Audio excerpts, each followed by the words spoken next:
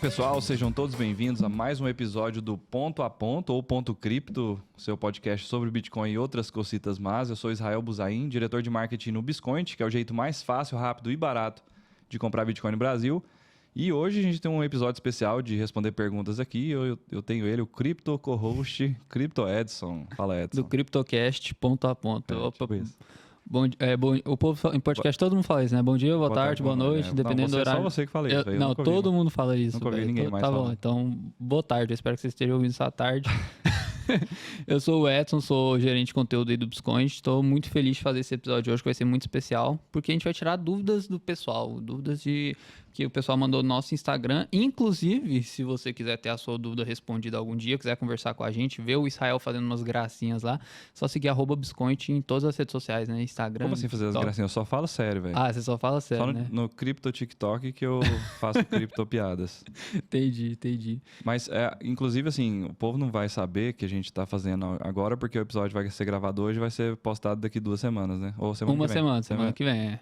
Mas eu ia falar assim, se você quiser, ainda dá tempo de mandar sua pergunta na caixinha de perguntas. Não, vai lá e manda, com vai certeza. Ter uma caixinha aberta lá. Tem alguma caixinha aberta lá e com certeza. Mas durante a gente selecionou algumas perguntas, né? Mas, e até pegou algumas aqui da equipe do estúdio aqui. A gente vai falar sobre uns assuntos legais aqui, umas perguntas que eles mandaram pra gente. E se surgir outras perguntas no meio do episódio, a gente joga junto também pra falar. Mas aqui, só de 3 perguntas aqui, acho que já dá uns 2 episódios pra gente falar aqui. O povo mandou umas perguntas cabulosas aqui, né? Cabeludas. Cabeludas. Por falar em cabeludo, eu queria começar esse episódio falando da sua aparência. Eu tô curioso.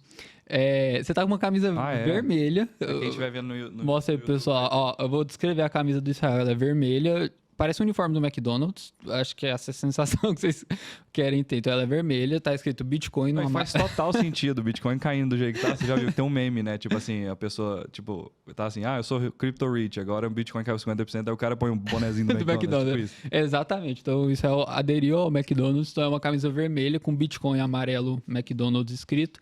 Embaixo, em branco, is the way. Então tá falando Bitcoin é o caminho em inglês. E atrás tem escrito Jesus loves Bitcoin. Então, que traduzindo aí para os mais leigos é Jesus ama o Bitcoin. Pois é, e aí é uma história que eu acho que você tá perguntando pra eu te contar o que é a história, né? Eu espero. Não é porque a gente combinou antes que você falou assim, me pergunta da camisa e eu tô tentando colocar isso de um jeito natural pra ninguém perceber. Véio, claro não carecia. Eu só comentei lá embaixo assim, se você me pergunta na hora do episódio que eu te explico. Ué, o que eu tô fazendo? Então, te dei a deixa perfeita. Ficou parecendo que a gente tinha ensaiado antes. É tudo natural, que a gente não pensa em nada, né? A gente só chega e faz. Tá certo. Não sei o que fica pior, né? Você fala que é espontâneo ou se é roteirizado? Não. A gente tem um guia. A gente não tem planejamento. A gente tem um esqueleto, assim, a gente vai dando uma incorporada. Mas fala aí da camisa, eu fiquei curioso mesmo. É o seguinte, eu fui para El Salvador, né? E aí a gente foi conhecer o país que adotou Bitcoin primeiro lá, né? Foi o primeiro país a adotar como moeda legal. E a gente foi viver lá uma semana, a gente já falou sobre isso. A gente ficou de fazer um episódio sobre isso, trazer o povo tudo e conversar. Não deu certo as agendas, porque os nossos convidados são muito atarefados, mas a gente vai tentar trazer eles, especialmente o Jonatas. Inclusive o Jonatas está chegando de viagem de Barcelona, de Miami, ele vai vir aqui fazer um episódio só para falar sobre essas viagens, esses eventos. Viagem de CEO, vai ser... tipo isso. Reservando hotel e tal, tô brincando. Vai ser ótimo. Eu tenho certeza que ele tem alguma coisa interessante para contar de cada um desses lugares lá. E aí, em El Salvador, num dos eventos que a gente foi, que chamava Adopting Bitcoin, inclusive foi um evento muito massa, assim, porque são bitcoiners maximalistas, tipo, 95% das pessoas estavam lá. Então, assim, a conversa era muito direcionada, assim, você se sentia em casa, assim, sabe? Todo mundo que você olhava, você já conhecia de algum outro evento. São pessoas de empresas super renomadas e gente que está fazendo o Bitcoin acontecer e tal, muito massa. E aí, durante esse evento, Adopting Bitcoin, tinha vários expositores lá, né? E um deles era um indiano, eu acho que ele é descendente de indiano. Hoje ele vive nos Estados Unidos, eu acho. O nome dele é Kurt Kumar, Kummar. Então, não sei se pronuncia assim, mas eu acho que é tipo isso. Kurt Kumar ou Kurt Kumar. Cara super gente boa e tal. E aí, ele chamou a atenção de todo mundo por causa dessa camiseta, né? Tipo, você chegava lá, aí ele falava assim, faça push-ups... por Bitcoin, tipo, se fizer... Não, como é que é? Faça push-ups para ganhar uma camiseta. Ou então você pode comprar. A camiseta é 5 Bitcoin ou 5 push-ups, né? Que é flexão de braço. Aí todo mundo, obviamente, fazia flexões. Aí teve um cara, não lembro quem que fez. Pela verdade, não sei se foi eu que fiz essa piada, o Jonatas ou uma outra pessoa aleatória que a gente viu o cara fazendo assim, ó. eu vou fazer 4 e dar um Bitcoin de presente pela camiseta. Tipo, é esse nível de cara. Cara que Entendi. comprou Bitcoin em 2013, não tá nem aí, né? Pra nada. Enfim, Crypto Riches. Mas enfim, aí ele chamou a atenção de todo mundo, porque virou uma roda em volta, assim, como assim? Eu vou ganhar uma camiseta de graça, né? 5 apoios e tal. Aí, segundo ele, era estratégia de marketing de guerrilha, assim, pra chamar a atenção do pessoal mesmo, tal, fazer apoio e tal, e incentivar um pouco a atividade física, especialmente entre os bitcoiners, né? Normalmente o pessoal de desenvolvimento é mais quieto, Cuidado, assim. cuidado, você pode ofender estereótipos. alguém, cuidado. Não, tô brincando. Hoje em dia já tá muito mudado isso, né? Pelo menos os programadores que eu conheço, todos são super ativos. tipo- Que mentira do cara. Não, o Jonatas é o cara mais ativo que eu conheço. velho, A gente fica o zoando. Jonatas tá super atlético ultimamente. Ele faz boxe. Tipo, se ele quiser meter a porrada, nós dois juntos, ele tá nem aí, velho. Exatamente. Ia fazendo apoio, né? Flexão, uns negócios que ia. Tipo assim, eu acho que eu vou pra academia muito mais que o Jonatas e eu não consigo fazer os exercícios que ele faz lá. Exatamente, Tá você toma bombadão cuidado. mesmo. A galera TI tá vindo. Bombadão fedorento. Mas enfim, eu chamando o chefe de bombadão fedorento. Esse Aí aqui é vai foda. ser ótimo. Ainda bem que ele não ouve o podcast. Aí já pensou se ele escolhe. Não, ele tá ouvindo. Acho que ele tá ouvindo. Quando chegar. O que eu tava falando, Quando chegar seu aviso prévio. Eu vou abrir nos parênteses e eu não sei fechar. Você tava contando que você tava vindo fazer camiseta. a flexão. Isso, exatamente. Beleza. Aí a gente fez as flexões e aí ele deu essa camiseta e tal. E aí eu fui conversar com ele, né? Porque eu sou da área de marketing, ele também. E, tipo, ele fez umas 3 ou 4 iniciativas lá que chamou a atenção de todo mundo fez um enxame em volta dele. Fica aí a piada interna. Mas enfim. Aí eu perguntei pra ele, né? Como assim? Tipo, é algum projeto social, alguma coisa assim, alguma coisa religiosa mesmo? Ele falou, não, eu só usei uma marca que todo mundo conhece, que é Jesus, pra chamar a atenção. Falei, caralho, velho, inteligente pra caralho, tipo. Não, Bitcoin é o caminho e atrás de Jesus ama Bitcoin. Por que Jesus ama Bitcoin? É tipo, vamos supor que você fosse fazer um estúdio de podcast e fosse pôr o nome dele de hipopótamo de biquíni, entendeu? Tipo, entendi. que é um nome assim pra chamar a atenção Que mesmo. ninguém nunca esquece. Todo mundo vai acabar perguntando. Não, mas quando eu vi o Jesus ama Bitcoin, eu fiquei curioso por causa disso. Porque, tipo, Bitcoin é o caminho, beleza. Mas Jesus ama Bitcoin chama atenção, né? Porque, tipo... Tipo assim, é uma coisa completamente sem sentido, né? Tipo assim, não tem ligação um trem com o outro, eu acho. Naquela época ainda o Bitcoin não tava... Naquela época, né? O Satoshi ainda tava pensando um pouco, assim, não tinha... Mas enfim, e falando de hipopótamo de biquíni, aí já... Então é isso, a história da camiseta tá explicada, né? Mais ou menos. Tipo, só uma estratégia de marketing, eu resolvi vir. Eu achava que era um negócio mais... Eu também, eu Tipo fiquei assim... muito grilado a hora que ele falou, não, é só pra chamar a atenção mesmo. Mas aí ele tá divulgando, obviamente, no braço aqui, tem o nome da empresa dele lá, que eu esqueci que faz. entendi a blusa de frio agora. Rocket A Fuel. gente, não era pra você falar. Não, não é... Se ele quiser, ele paga, entendi. Você já falou o nome do cara, vai lá no LinkedIn procurar ele. O cara é indiano, tava em El Salvador, falando em espanhol e ele fala inglês, então não tem como a gente comunicar com ele pra ele pagar o podcast aqui. Eu sei falar espanhol. Olá. Eu sei outras cositas. Outras coisas, é o seu limite, né? Mas tá bom, vamos. Então fala aí, a gente fala no estúdio, né? Agora. Já que a gente tá aqui no estúdio Hipopótamo de Biquíni que eu falei, né? Eles deixaram três perguntas aqui pra gente. Tem várias, na verdade, a gente sempre comenta depois que acaba os episódios, né? Mas eu achei muito interessante a pergunta deles e uma dúvida que surgiu, e os Biscointers também têm muito essa dúvida, né? Às vezes a gente compartilha o preço em reais, às vezes a gente compartilha o preço em dólar, né? Então, inclusive, na Biscoint TV, né? Biscoint.tv, a pessoa é redirecionada para o nosso canal do YouTube, onde tem uma transmissão ao vivo 24 horas. Lá dentro tem notícias de Bitcoin, o comparador de preço do Biscoint com o preço em reais, alguns conteúdos gravados, inclusive alguns episódios nossos, indicadores econômicos e tem um gráfico do preço do Bitcoin em dólar lá, né? Então, por que tem hora que vocês compartilham um preço em dólar e tem hora que vocês compartilham um preço em reais? Não sei se você quer falar, mas eu posso falar também. Não, eu só ia falar pra você frisar que o conteúdo lá é gravado. Todo o dia, povo né? vem xingar a gente, falando assim, como assim vocês estão ao vivo aí, tá falando um trem nada a ver, ou tipo... Avalia a moeda tal. Eu tô vendo vocês no Instagram agora e vocês ao vivo. E aí tem 2 episódios lá que eu coloquei aí, tipo, tem um que nós estamos com uma roupa X e um convidado, que é o Gugu, e aí outro vira e já é outro episódio. Nós esse aqui também vai ter que pular, né? Mas, tipo, tirando dúvida é legal, né? Porque são dúvidas perenes. Então, acho que se você tá assistindo a Biscoint TV agora, esse episódio, isso não é ao vivo, tá bom? A gente não tá aqui. Mesmo que as perguntas vão fazer muito sentido pra você no Exatamente, momento, porque a gente vai falar do Bitcoin caindo, porque o Bitcoin só cai. Aí é foda. É porque a gente é visionário. Mas preço reais em dólar. Não, pode falar. Eu quero ver a sua explicação pra isso. Aí é foda. Não, mas é o seguinte. O maior mercado que existe hoje dentro de criptomoedas, né? A gente sempre trabalha em pares, né? Na verdade, em todo o mercado, no mercado tradicional também é assim, né? Quando você está negociando um ativo financeiro, você está negociando aquele ativo em outro ativo, né? Então, por exemplo, você vai comprar ações na B3 aqui, você troca seus reais que estão na corretora você coloca uma ordem lá trocando reais por um ativo X, que é a ação de alguma empresa, né? Que tem um ticker lá e tal. Quando você fala de criptomoedas, é a mesma coisa. Você tem um ativo, por exemplo, BTC, que é o ticker, né? Que a gente fala, aquela sigla da moeda do Bitcoin. Então, você tem BTC, BRL, por exemplo. BRL é o Brazilian Real, né? Então, é o real brasileiro. E aí você tem USD, que é... Você não sabia que BRL era... Eu sempre tentava entender porque que era BR. É tipo, eu imaginava... Porque eu não entendi o L, que eu já BR era de Foi Brasil. muito bom, sacada. Tipo... Então o R não é de Brasil, é de real. O B é Brazilian Brazilian Real. Exatamente. Ah, isso explica tanta coisa. Não, e eu também, eu fui atrás disso porque eu achava que era tipo assim, Brazilian Libras. Não sei porquê, velho. Na minha cabeça era isso, entendeu? BR de Brasil e L de Libras. Eu não sabia o que era o L. Eu achei que os caras tinham colocado, tipo assim, uma letra aleatória, tipo, de Brasília. Mas são siglas mesmo, igual o aeroporto de Goiânia é GIN, né? Tipo, GYN. Tipo, Não, faz o menor Vitória sentido. é VIX, não é? Então. Volatilidade, inclusive. Não rola. Mas tá bom, então tem par. Com os parênteses. Então, BTC... Então, pares. BTC barra BRL. Exatamente. Isso. BTC BRL é o que a gente negocia aqui, né? Quando você entra lá no Bitcoin, você troca BRL por BTC. Ou o contrário também, né? Quando você está vendendo Bitcoin, você vende BTC e troca por BRL. Beleza. Então, e até interessante isso, é um conceito massa das pessoas aprenderem, que é, quando você está comprando um ativo, você está trocando um ativo por outro. Quando você está vendendo, é a mesma coisa. Inclusive, quando você tem movimentos fortes de mercado de queda, por exemplo, igual aconteceu em 20 de março de 2020, o que aconteceu? O dólar subiu demais frente ao real porque acontece uma demanda muito grande por dólares no mercado. Porque o SP500, que é o maior mercado do mundo, o maior índice do mundo, né? E que vários ativos financeiros derivam dele, e vários impactam no preço dele também, então o maior volume negociado é nele. Então, quando ele cai, existe uma corrida para o dólar, né? O povo fala que é um flight to safety, né? Um voo para a segurança, mais ou menos isso. Então, existe tipo assim, eu quero dólares, e aí existe uma demanda, uma corrida por dólares, e isso acaba impactando também, né? Uma das variáveis para o preço do dólar subir, por exemplo.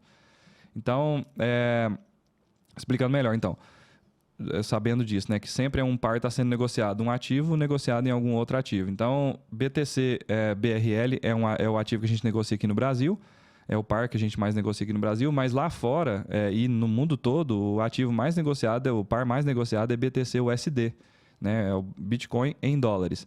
Obviamente tem o USDT em várias corretoras, acho que na grande maioria das top 5 corretoras aí você vai ter o USDT e o USDC, outras stablecoins, né? Moedas estáveis de dólar, que são moedas pareadas no dólar, então $1 vale um USDT e tal. Eu acho que o USDT, inclusive, é o maior volume que existe. Em seguida é o próprio USD e terceiro o USDC, que é a moeda estável da Coinbase. Mas, enfim, então, quando você troca o Bitcoin por dólar, na verdade, o par que é mais negociado no mundo é Bitcoin dólar. Então, por causa disso... o que eu estava falando? Eu vou abrindo os parênteses e pergunto. Você falou que o maior par é o de dólar. Exatamente. Isso. Como a maior liquidez do mercado é do par Bitcoin em dólar, todos os outros pares acabam seguindo ele por uma questão de arbitragem. Eu não sei se a gente já comentou sobre a arbitragem aqui, mas acho que vale a gente explicar rapidamente. A arbitragem é o seguinte, quando você tem vários mercados, e o mercado cripto é desse jeito, né? Existe uma corretora X que tem o livro de ofertas, compra e venda dela, e existe a corretora Y que tem o livro de ofertas dela, compra e venda. São pessoas diferentes colocando ordens diferentes por causa de reações de mercado diferentes, especulações diferentes. Então, o preço é diferente entre elas. Mas aí existem agentes no mercado que a gente chama de arbitradores, que são as pessoas que olham e que têm oportunidade e falam assim, o par BTC-BRL aqui nessa corretora está barato e aqui está mais caro. Então, eu consigo comprar Bitcoin barato nessa aqui e vender nessa aqui. E aí, normalmente, o arbitrador se posiciona assim, ele coloca reais e bitcoins numa corretora e reais e bitcoins em outra corretora, porque aí ele aproveita as duas oportunidades, né? Então, se essa aqui o preço abaixou para comprar, ele compra aqui e vende aqui na hora, na mesma hora, fazendo essa arbitragem que chama mesmo, né? Você executa uma operação, você continua com a mesma quantidade de um dos ativos e você tem um lucro no outro, né? Então, ou você acumula mais reais como um lucro dessa operação de arbitragem, ou acumula mais bitcoins, por exemplo, né? E talvez se alguém estiver pensando em fazer, por exemplo, isso no mercado tradicional, não tem como, porque a diferença principal, acho que é entre a B3, né?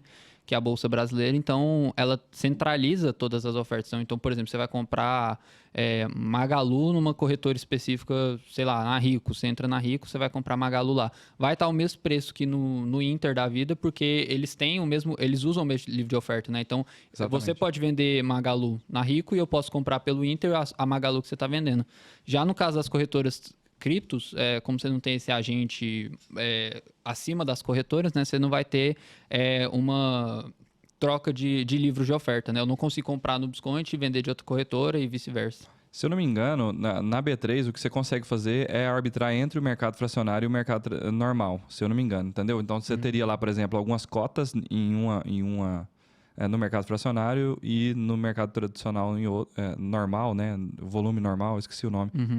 É como se fosse spot normal, né? E aí você tem vamos supor que você tem uma quantidade desse ativo aqui e tem reais, por exemplo, no fracionário.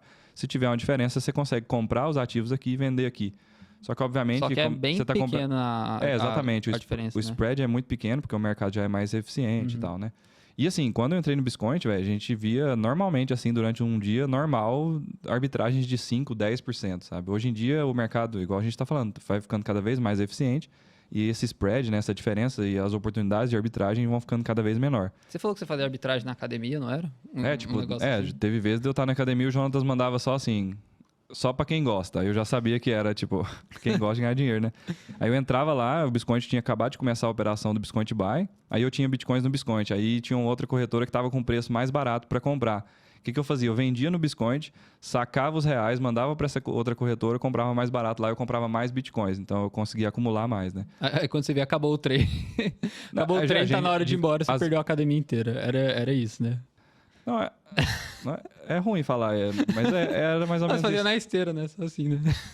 Eu não sou um cara muito de cardio, velho. Eu precisava ter feito mais, precisava fazer mais, mas enfim. Entendi. Mas acontecia, e às vezes acontecia de você ficar vendido também, né? Tipo, você vende aqui, a hora que você transfere para corretora, o preço já subiu, e aí você acaba tomando prejuízo. Então, a arbitragem, apesar de ser uma forma de lucro bem menos arriscado do que fazer trade, especialmente trade alavancado, fica a dica aí, piada interna também, mas é uma forma, ainda tem risco, né? Como você está fazendo duas operações ao mesmo tempo, ou o mais rápido possível, você pode ficar vendido ou comprado na operação e acabar levando.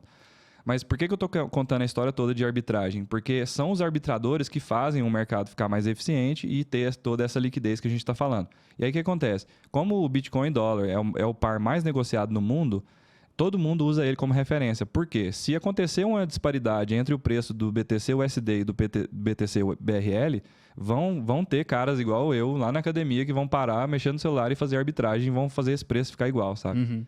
Porque se existe uma... Então, não sei se respondeu, Éder. Por que a gente olha o preço de dólar antes do de real? Porque, como é o maior volume, você sempre vai tender a aproximar daquele preço de novo. Então, tem um negócio do câmbio, né? O valor em dólar real fica mexendo durante o dia, especialmente com o mercado aberto. Mas aí você tem essa variação. Mas tem a variação do preço de Bitcoin também. Então, o Bitcoin em dólar está valendo X, o Bitcoin em reais está valendo X e o dólar real está valendo outra operação. Então, tem até uma triangulação disso. Então, existem vários agentes aí olhando só para essas oportunidades e, hoje em dia, usando robôs ultra eficientes que fazem essas operações. Então, se houver um movimento grande no preço em dólar para cima ou para baixo, todos os outros mercados vão seguir por causa dessa liquidez e porque os arbitradores fazem isso. A gente sentiu isso um pouco, né? Teve uns dias para trás, parecia que o preço do Bitcoin tinha aumentado bastante em reais. Só que, na verdade, o que estava acontecendo, o preço do Bitcoin estava meio estável, o que estava acontecendo era o dólar caindo, né? E aí, por causa dessa triangulação, parece que em reais o preço foi subir, mas, na verdade, o dólar caiu, e então você tem que aumentar o preço em reais para ficar parecido com o preço em dólar, né? Então, é bem interessante isso, mas eu acho meio confuso às vezes. Às vezes, quando você para pensar assim, parece que é muito... porque o Bitcoin, mercado cripto, é igual você sempre fala isso, eu acho isso muito massa. 24 horas por dia, 8 bilhões de pessoas tomando micro decisões o tempo todo. Então, tipo assim, é muito difícil. Pouco menos, mas sei lá, umas 100 milhões de pessoas fazendo trade. Eu falei 8 bilhões de pessoas pra falar que é o mundo inteiro, né? Tipo assim, é o mundo inteiro o tempo todo fazendo coisas, né? Que você não sabe. Sei lá, vamos pensar em 10 mil pessoas, 100 mil pessoas fazendo trade. Já seria são 100 super... mil. É impossível de se adivinhar. Por isso que às vezes eu acho que é até bom a gente dar esse disclaimer. Eu não sei se vai ter perguntas sobre isso, sobre golpe, sobre segurança e tal. Mas assim, se uma pessoa te prometer lucro em Bitcoin, eu te garantir, você pode saber que essa pessoa está querendo te dar um golpe, porque não tem como você garantir isso. Honestamente, nem renda fixa dá para o cara garantir o que vai acontecer, e nem poupança, né, que é a pior aplicação, entre aspas. Talvez só perde para deixar o dinheiro parado debaixo do colchão, mas você ainda tem um risco de confisco, né? Então, assim, nada é garantido. Aí um cara chega pra você e fala que descobriu como fazer 10% ao dia em Bitcoin, sabe? Me dá seu dinheiro aqui que eu vou te dar esse rendimento. E aquele negócio, se o cara soubesse fazer 10% ao dia, ele vai em todos os bancos, pega todos os empréstimos que é possível no nome de várias pessoas, usa o dinheiro, faz 10% ao dia, paga os empréstimos e já tá em Dubai. Exatamente. Então, não rola. O Bruno Perini usa muito esse exemplo que você deu e ele fala assim, de uma forma diferente, mas ele fala assim, eu ficaria bilionário em uma semana se eu soubesse para onde o mercado vai, porque é só alavancar 125 vezes em alguma corretora de derivativo e é isso, basicamente é isso. Pega todos os empréstimos, enfia lá, em uma semana você tá bilionário. Então, ninguém sabe para onde vai o preço exatamente por isso. São centenas de milhares de pessoas negociando com visões diferentes, com objetivos de vida diferentes, com gestão de risco diferente. Tem os arbitradores ainda no meio. Tem os tweets do Elon Musk. Então, são assim, os principais. Exatamente. Tem a canetada dos políticos. Tem Banco Central, tem inflação, tem cisne negro, tem coisa que você não está esperando e acontece. Tipo, é impossível você prever para onde vai o mercado. Eu sempre penso nisso, né? Às vezes eu vejo uns caras fazendo umas análises gráficas muito loucas. Eu penso, não tem como você colocar uma guerra Rússia e Ucrânia no gráfico. Não tem como você medir o impacto disso, né? Não tem como... vou fazer análise gráfica aqui, o Bitcoin vai estar no final do ano, aí tem uma pandemia. Você não coloca a pandemia no gráfico, né? Você não tem como você calcular isso, o que vai acontecer numa pandemia. Você não sabe se aquele suporte, porque muita gente comprou ali, se esses caras vão ter coragem de vender ou não. É uma pandemia, tipo, é outro cenário, né? Então... E você falou da guerra, tipo assim, realmente, não dá... E o que é estranho é assim, quando teve o cisne negro da pandemia, tipo, cresceu mesmo. O mercado de fora cresceu muito, o cripto mais ainda, 50% em 2 dias, alguma coisa assim. Agora, a guerra da Ucrânia, todo mundo esperava algum movimento desse tipo, foi tipo assim, 3% de queda. Foi tipo, mais tranquilo. Então, a Terceira Guerra Mundial é tranquilo. A gente não pode, Covid é foda. Agora, a Terceira Guerra Mundial é tranquilo. A gente passa por isso. Você viu o vídeo do Biden falando isso, que era a Terceira Guerra Mundial? E tipo, parece que ninguém deu uma mínima. Tipo, parece que ninguém confia muito no Biden. Tipo assim, esse velho gagá já tá... Aí, pronto, derrubou o vídeo no YouTube. Não, tô brincando. Acabou. Mas eu vou aproveitar esse papo de arbitragem e fazer uma pergunta. Eu vou enfiar uma pergunta aqui que alguém mandou. Eu fiquei um tempão procurando, não achei, mas eu lembro ela de cabeça, porque eu acho muito massa, que é... O cara apertou assim... Eu tento procurar... Achei que era dos algoritmos não resistentes. Não é dos algoritmos. É porque a gente recebeu uma pergunta muito louca aqui que a gente não vai entrar nela, mas... Eu vou ter que trazer uns PhD de física quântica aqui para explicar. Para poder explicar. Mas a pergunta é muito massa. E eu queria trazer um conceito aqui que eu sempre... Pelo menos eu usei ele muito nos meus investimentos, né? O cara... E acho que você também, a gente já conversou sobre isso. Então o cara apertou, vale a pena investir em Bitcoin ou em moedas com uma capitalização de mercado menor e tentar achar uma que vai explodir, né? Então, essa foi a pergunta dele. Então, eu aposto no Bitcoin, que talvez não cresça tanto assim, igual... Não vai crescer, tipo, uma... Shiba Inu no ano passado cresceu 47.000%, né? Então, quer dizer, vai que, né? Mas assim, a gente não espera isso. Ou então, eu tento procurar essa Shiba Inu, essa não sei o que coin, que vai me dar esse crescimento. Aí eu sempre lembro e eu tento aplicar isso nos meus investimentos o máximo possível, porque igual você falou, tudo que você compra ou você vende é uma troca. Né? Não é nada além de uma troca, né? Se eu compro dólar agora, eu tô dando meus reais, pegando dólar, porque eu acho que o dólar nesse momento é melhor estar na minha mão do que os reais, né? Ou se eu compro Bitcoin, ou se eu compro Magalu, ou se eu compro Vale, ou qualquer fundo imobiliário, qualquer investimento, se eu compro um imóvel, ou se eu compro um carro. Se eu compro um carro, eu acho que o carro é melhor do que os meus reais, né?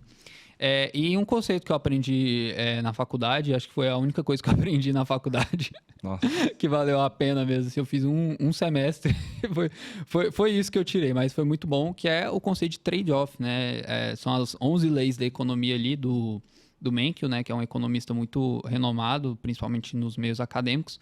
E desses 11 conceitos, que são muito bons, eu acho bem legal estudar isso, mas um deles é o trade-off, que ele fala...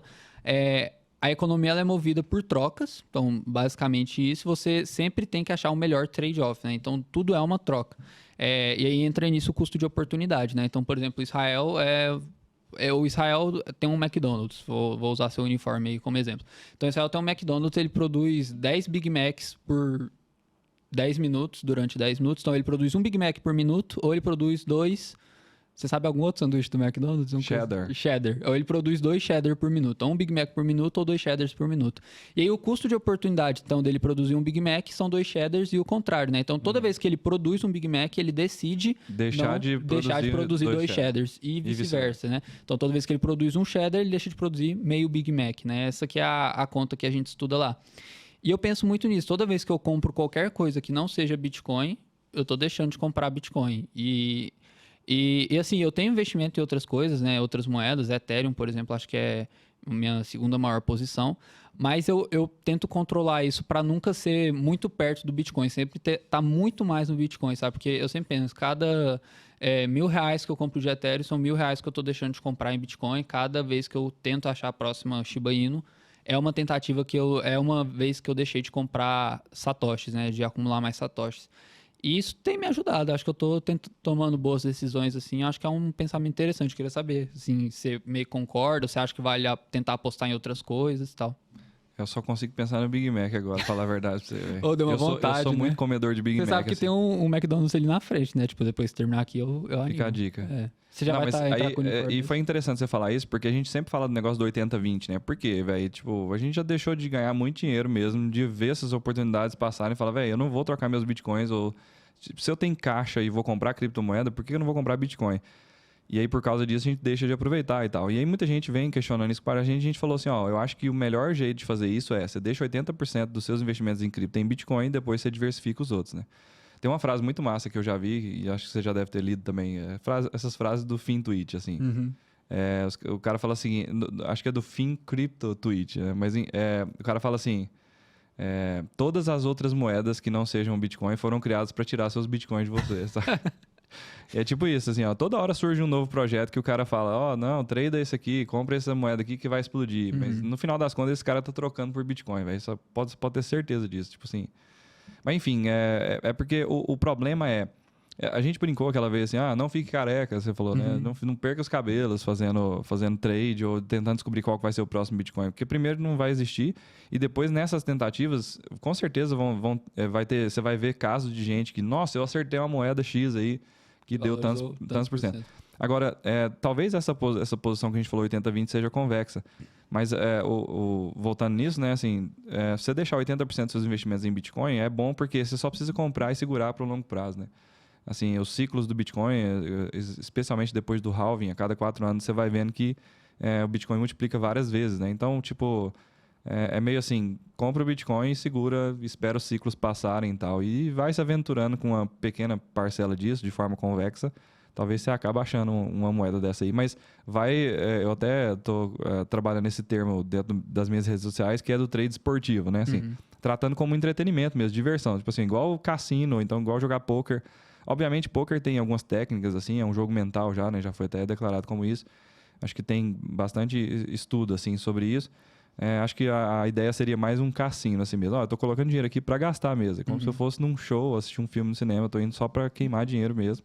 Se tiver lucro disso, lógico, o prêmio disso é ter lucro, né? Seria massa e tal, mas se você for tratando desse jeito, é melhor do que você pensar que é um ponto de vista, que é do ponto de vista de investimento, assim mesmo, né? Então, o Bitcoin, eu acho, pelo menos eu tenho essa sensação, quanto mais eu estudo, mais eu converso com você, com o Jonatas, com outros caras que entendem muito mais, assim, mais eu aprendo, mais eu vejo o vídeo, mais no-brainer ele fica, mais eu quero vender tudo, comprar Bitcoin, tipo, eu não sei, na minha cabeça é isso, sabe? Tipo, é mais simples, né? A gente comentou um negócio, talvez seja válido a gente comentar aqui, né? Sobre shortar o SP500, por exemplo. Deixa eu dar o contexto, então. Eu tava ouvindo um podcast do Peter Schiff, que ele é um cara super crítico do Bitcoin, ele é ourista, né, que fala. A gente já gostou dele agora, a gente não gosta mais. A gente já gostou dele? Já foi Bitcoiner. Mentira. Não foi, foi ele fez o prefácio do livro do Safedin uma vez. E Mentira, eu não sabia disso não, é sério. É ele, tem que ser. Ou é o Nassim Taleb? Não, é o Taleb, você confundiu. Confundindo os boomers. Tô brincando, gente, tô brincando. Eu sei que...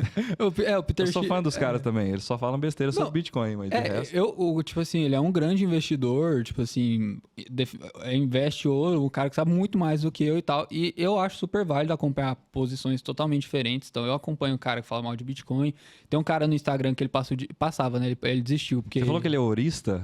Ourista, né? Então, eu fico parecendo aqueles cara que vende ouro e compra ouro. Em Campinas, né? Tipo isso. Não, quem não é de Goiânia não vai pegar essa. Mas deve ter isso em todo lugar, tipo... eu lembro, Será? Os caras com a plaquinha vendo ouro? Danilo Gentili, ele falando assim, num dos shows stand-up dele, sei lá, 10 anos atrás, ele falando assim, eu faço faculdade de publicidade e arrumei um estágio de propaganda, de marketing numa multinacional de pedras preciosas. Aí todo mundo fala, mas é foda ficar o dia inteiro com uma placa, compra-se ouro e tal. Entendi. Mas enfim. Tá, então se você tá em outra cidade... Eu sou desse jeito, eu interrompo pra fazer piada mesmo. Pode continuar, eu amo. Sabe aquele cara que compra ouro em algum bairro aí da sua cidade? Esse é o Peter Schiff, ele fica andando... no meio de Campinas, em Goiânia, com comparação uma plaquinha horrível. assim, compra o ouro.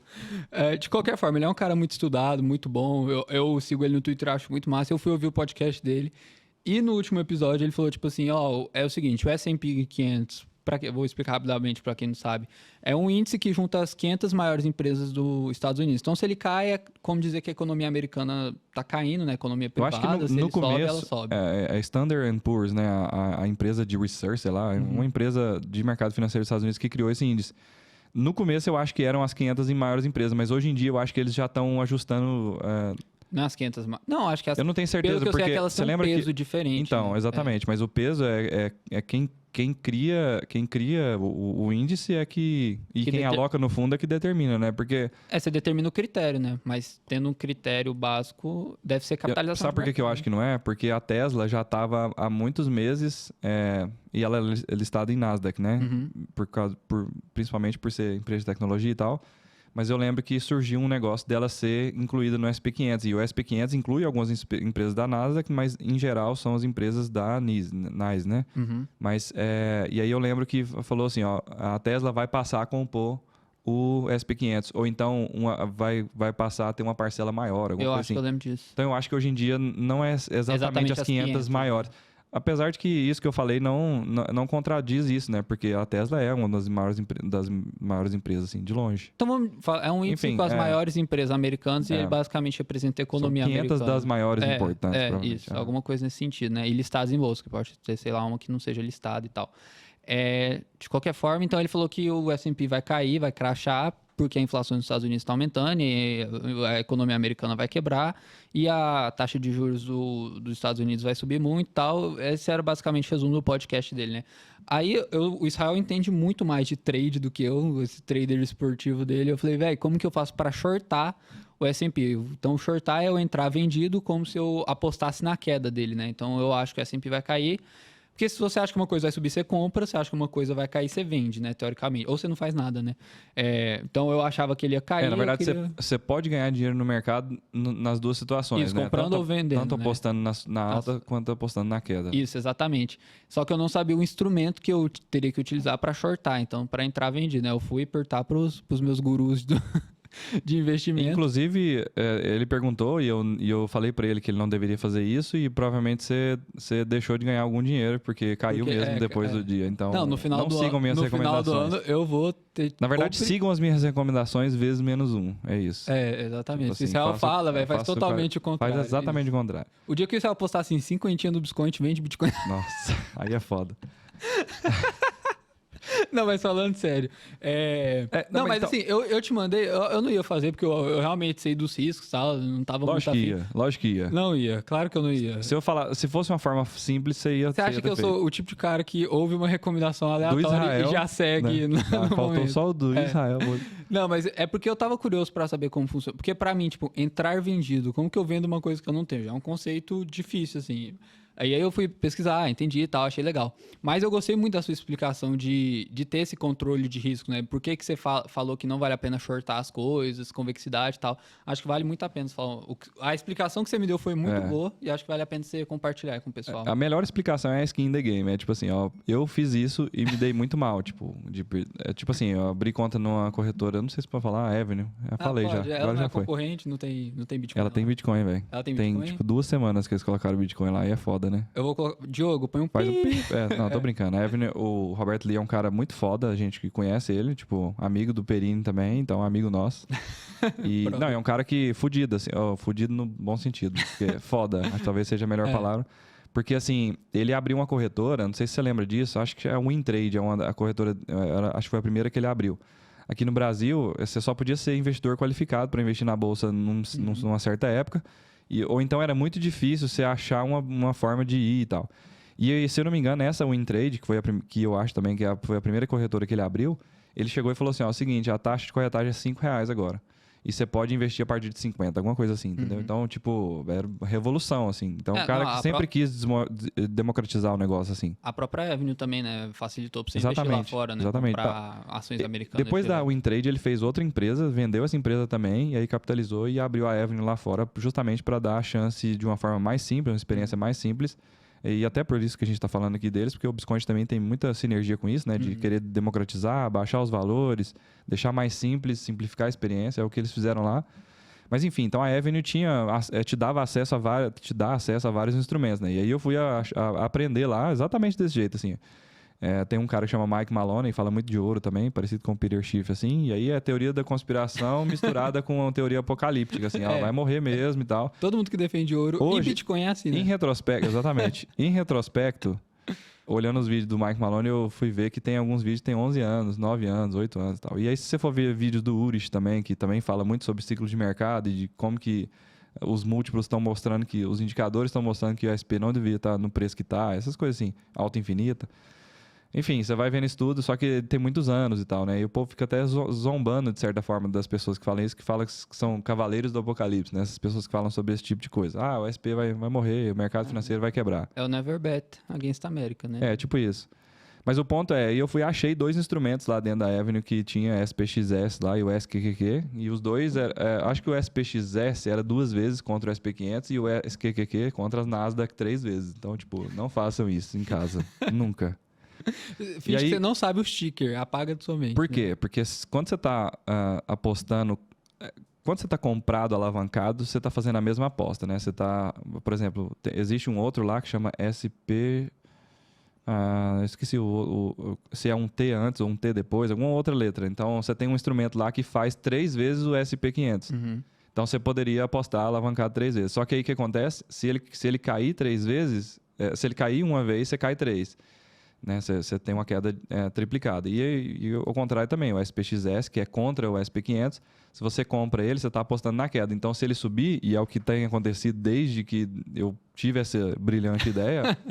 Então, se eu tivesse segurando esse ativo até hoje, eu tinha perdido 90 e, sei lá, por cento. Isso foi quando? Foi bem antes da pandemia? Foi na época da pandemia que eu comecei a estudar mais a fundo, assim, para descobrir o que ia acontecer e, tipo, Bitcoin, dólar e ouro é o que vai salvar a gente dessa pandemia. Mais ou menos essa conclusão. Se você tivesse feito, tipo, uma semana antes da pandemia, você tava feito, né? Só que aí você tem que saber a hora de sair. Mas, velho, você já viu isso. Quando você mexe com trade, a ganância, você fala, nossa, eu sou um gênio. Tipo, e, inclusive, eu consegui ganhar dinheiro, assim, não realizado, né? Porque você vai vendo, subindo, você fala, nossa, o SP caiu 5%, eu ganhei 15%. Aí você fica com dinheiro lá e você coloca mais dinheiro, porque você fala, nossa, vai cair mais e tal. Enfim, coisas de mercado mesmo que acontece. Mas o ponto é que eu te respondi. É assim, porque... E aí, isso foi informação que eu adquiri de várias pessoas, mas o Jonas foi um dos que contribuiu muito com isso também.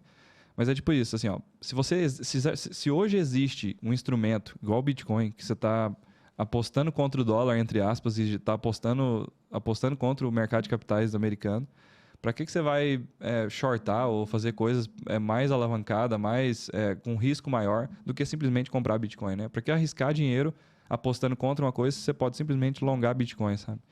E quando você olha historicamente, né, olhando para trás, os ciclos de mercado, igual a gente falou depois do halving, e desde a criação do Bitcoin, a adoção que o Bitcoin vem tendo com centenas de milhões de pessoas, igual a gente falou, tipo assim, você não precisa fazer muita coisa. Assim, compra Bitcoin, segura para o longo prazo, é a melhor aposta que você faz, é a gestão de risco mais simples também, só vai acumulando todo mês.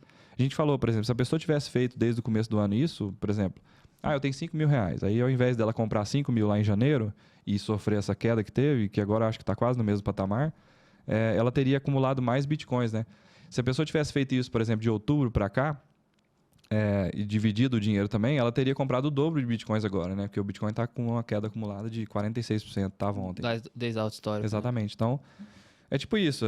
É a melhor aposta, porque às vezes você compra o dobro de Bitcoin sem precisar alavancar, sem precisar correr riscos desnecessários. Só mantém seu caixa dentro da capacidade de investimento, você vai comprando toda semana, ou todo dia, ou todo mês, conforme você conseguir. É o melhor jeito de você shortar SP500 ou apostar contra um mercado talvez fraudulento, ou um mercado que depende da compra, da injeção de dinheiro criado do ar lá dentro. Então, enfim, comprar Bitcoin, long Bitcoin é a melhor forma de shortar outras coisas. Eu também pensei muito isso, e eu pensei muito que é interessante. É o modelo da Arca lá do Nigro, né? Eu acho muito massa, que é você ter ativos completamente diferentes na sua carteira, né? Então, por exemplo, eu falei aqui de shortar o S&P 500, mas eu sempre compro IVVB11 todo mês, né? Que ele é um ETF indexado no S&P. Então, se o S&P sobe, ele sobe, se cai, ele cai, né? Então, todo mês eu compro algumas, acho que uma cota, duas, não sei direito, para tentar equilibrar. Então, por exemplo, se tiver um crash muito grande no Bitcoin, mas o S&P for para a lua, posso realizar o lucro, né? Eu não sou tão apegado ao S&P, agora o Bitcoin, se for para a lua, eu vou ter dificuldade de vender. Mas assim, eu acho interessante, eu gostei muito disso, de tipo, não, eu acho que o pessoal quer sentir um lobo de Wall Street muito grande, e eu também tenho isso, eu vejo uns trem massa, assim, eu quero mexer com opções, sabe? Mas eu acho muito massa, fazer uma alavancagem. Eu acho assim. massa isso, experimentar lá, velho, não tem outro jeito, a pessoa pode falar e tal. O Jonathan... alguns resultados. Olha, lobo de Wall Street muito grande apareceu na busca. Da Siri? Lobo de Wall Street do muito Google. Grande? O lobo de Wall Street muito grande. Eita. Não vamos entrar nesse assunto mesmo. Que coisa, que invasão de privacidade, velho. Isso foi Foi muito desconfortável, ruim. Foi. vou falar sério. Será que apareceu no microfone? Deve ter aparecido, mas enfim. Ai. Vai. Não, eu ia falar pra você o seguinte, tem um conceito muito massa. A gente tá falando aqui que longar Bitcoin é shortar outras coisas. Ao mesmo tempo, quando você tá comprando IVVB11, IVVB11. Qualquer ativo que você tá comprando que não seja Bitcoin, você tá shortando Bitcoin, só pra você ficar sabendo disso. Não tô shortando Bitcoin. Tá. Por quê? Porque se você não tá longando, você tá shortando. Porque o resto... Não, mas eu posso, seguinte, eu posso achar que o eventualmente- Bitcoin vai subir, Olha que mas que o louco S&P isso. pode subir mais. Aí eu não tô shortando. Eu não Olha acho que que louco ele vai isso. cair. Eventualmente, todos os mercados vão convergir ao Bitcoin. velho. Nossa, não, assim, eu não tô falando que tudo vai virar Bitcoin, assim, 100%. Aham. Mas nós estamos falando, assim, por exemplo, da capitalização de mercado do ouro. Hoje tem, sei lá, 0,5%, nem tem isso. A hora que 5% do mercado que tá em ouro hoje for pro Bitcoin, e a gente chama de fludar, né? Vai inundar o Bitcoin, assim. Não, eu acho que a gente vai chegar no padrão Bitcoin, concordo tal, mas eu acho que... Mas eu entendi, a diversificação Não, mesmo. e quando chegar no padrão Bitcoin, a Tesla, a Apple vai vender iPhone em Bitcoin, a Tesla vai vender carro em Bitcoin e eu vou continuar ganhando com o dinheiro das empresas. Elas só vão mudar o padrão monetário, né? Entendeu? Tipo assim, chegar no padrão Bitcoin, as empresas vão começar a vender Bitcoin, mas eu vou continuar com o S&P lá, tranquilo. Não tinha parado pra pensar E nisso. vou comprar cotas do Especialmente- S&P com Bitcoin, entendeu? Tipo, Massa. não desvalida, eu acho. Inclusive, tá acontecendo esse movimento de tokenização para cripto exatamente. de ativos lastreados. Assim como tem stablecoin, já tem, né? Algumas corretoras que já têm, estrangeiras, que têm tokens que são lastreados em ações de verdade, por exemplo. Né? Mas, Exatamente. inclusive, tem empresas que têm posições grandes, né? A MicroStrategy é uma e a Tesla é outra também, né? Tem muitas empresas que estão se transformando em ETFs de Bitcoin, assim, hoje. né? Quanto mais no futuro, né? Nossa, deixa eu falar. Strategy. MicroStrategy. MicroStrategy. A MicroStrategy, como que o Michael Saylor fala? Bitcoin. Igualzinho. Ela é, tipo, a Coinbase também, né, que é listada nos Estados Unidos, o pessoal considera basicamente... Eu vi um cara que falou, olha, eu não invisto em Bitcoin porque eu não acho que tem... Eu não consigo ver um preço e tal, mas eu invisto na Coinbase porque eu consigo calcular o PL dela, não sei o que dela, porque ela é uma empresa e está relacionada ao preço e tal. Então, eu acho que investir no mercado de ações, porque eu vejo muito isso no mundo cripto, eu falo, não, pare de investir em outras coisas, é só Bitcoin, só Bitcoin, só Bitcoin. E beleza, acho massa, eu queria fazer isso, mas na minha gestão de risco eu acho interessante e não acho que uma coisa invalida a outra. Eu não acho que eu tô apostando na queda porque eu tô comprando S&P, por exemplo, e vice-versa. Não, muito massa. Então, para essa primeira resposta, essa primeira pergunta que a gente acabou agora, depois de 40 minutos. Não, tô brincando. Então, acabou o episódio, a gente respondeu uma, no próximo a gente responde duas e fechou. Não, tá tipo quando? Não, tô brincando. Foi uns 40 minutos já, mas... Enfim. Não. Esse episódio aqui vai ter 3 horas, velho. Tá muito bom. Conversar com você é muito massa, sério. Eu não vou nem olhar pro Thiago, né? Pra equipe do estúdio, mas enfim. Não, você só tá olhando pra mim, vamos falando. Quando eles gritassem, e aí, velho, a gente eles para. cortam o microfone, é isso. Se eles quiserem, Não, mas tinha uma outra coisa aqui que a gente falou sobre transacionar bitcoins entre corretoras, né? Ontem a gente recebeu uma pergunta no direct de uma cliente muito famosa nossa. Ela critica muito toda vez que eu coloco assim, ó, tops ou topzeiras lá no... É a da topzera? Eu esqueci o nome dela agora. Ela é gente boa. É com J, enfim. Não, acho que é Joana. Tá fazendo... revelando o nome aqui da pessoa. Mas enfim, só não revelar o sobrenome. Mas ela é muito massa, a gente conversa sempre no direct. E aí ela perguntou o seguinte... Israel, tem como eu transferir Bitcoin entre corretoras? E também foi uma das perguntas aqui do pessoal do estúdio, acho que do Éder mesmo. Então, o que acontece? Foi a resposta que eu dei para ela, eu vou responder para todo mundo. Tem sim, a gente tem até tutoriais nos nossos canais. no Instagram e no YouTube principalmente, mostrando como fazer isso, né? Como você, como você faz uma transação de Bitcoin de uma corretora para o Biscoint para fazer a venda lá. Como vocês sabem, o Biscoint é conectado a cerca de 30 corretoras, né, no nosso comparador de preço, e cerca de umas 20 corretoras no Biscoint Buy, né? Então a gente tem acesso a preços ótimos sempre e liquidez de todas as corretoras, basicamente, né? Então, o que você vai ter com isso? Preços bons para comprar ou para vender. Então, às vezes a pessoa quer realizar lucro, ela olha lá na corretora dela e a taxa está alta, ou a taxa de execução da ordem vai estar alta por causa do volume que ela vai fazer, ou então, enfim... O saque também por causa do volume, a taxa né? de saque, exatamente. Aí ela olha e fala assim, não, eu prefiro... E o preço também, porque como são mercados diferentes, a gente estava falando, né? No exemplo da B3, é um livro só consolidando as ordens de todas as corretoras. E aqui, quando você fala de cripto, cada um é uma bolsa de valores, né? Por isso que chama exchange mesmo. Então, como tem diferença de preço, a pessoa olha e fala, inclusive foi o exemplo dela, não, eu vou sacar da corretora X, que é uma das mais antigas do Brasil, vou sacar todo o meu saldo de lá e transferir para o Biscoint. Inclusive, no tutorial que a gente fez, que o João Cubas, o criptomentor aí, fez pra gente, na época que ele estava na nossa equipe, ele criou pra gente um tutorial mostrando exatamente, tirando dessa corretora os Bitcoins, fazendo um saque de lá. Então, você cria uma transação na blockchain e transfere para o Biscoint. No Biscoint, ele criou um depósito, né? O Biscoint gera um endereço de carteira para você. Esse Bitcoin cai para a gente acredita ele na sua conta, você vende e aí você pode sacar os reais via Pix para sua conta, por exemplo. Então, basicamente isso. A pessoa pode usar a corretora como carteira também. A gente não recomenda que faça isso, mas para movimentos como esse, por exemplo, né? Não, eu tenho Bitcoin lá, o que eu faço? Quero vender no Biscoint. Saca de lá, deposita no Biscoint e realiza a sua operação, ou então saca para sua carteira os Bitcoins, né? Para dar um exemplo muito simples, que eu acho que facilita bastante, é como se você tivesse uma conta no Nubank, uma conta no Itaú, e você quer comprar alguma coisa utilizando o Itaú e seu dinheiro está no Nubank. Você só faz um Pix, né? Já transfere e o dinheiro está lá na hora. O Bitcoin, ele é dinheiro, né? Às vezes parece que é uma coisa de outro mundo, mas ele é basicamente dinheiro. Então, tudo que o dinheiro faz, ele também consegue fazer, né? Então, você vai mandar Bitcoin de uma corretora para outra, igual você mandaria reais, por exemplo, de um banco para o outro, né? Acho que isso facilita assim, mais, né, na nossa cabeça. Então, é um Pix ali de Bitcoin, que é uma transferência, né? Eu acho que vai ter uma taxa, é bom ressaltar isso, né? Algumas corretoras têm taxa de depósito, o Biscoint não tem, então você pode depositar de uma corretora para lá sem pagar mais nada, né? E também tem a taxa de saque de alguma corretora, né? As principais corretoras têm taxa de saque de Bitcoin e a taxa de mineração. O Biscoint não tem taxa de saque, só tem a taxa de mineração. Não que eu esteja defendendo o Biscoint aqui, né? Assim, longe de mim, mas assim, a gente não tem essas taxas. A gente poderia falar, por exemplo, que a nossa é a melhor entre todas as corretoras do Brasil, mas a gente não está falando isso. Eu não quero falar isso. Isso aqui é um podcast só pra gente conversar, Exatamente. não é pra defender o Biscoint, né? É totalmente informal, assim, sem persuasão.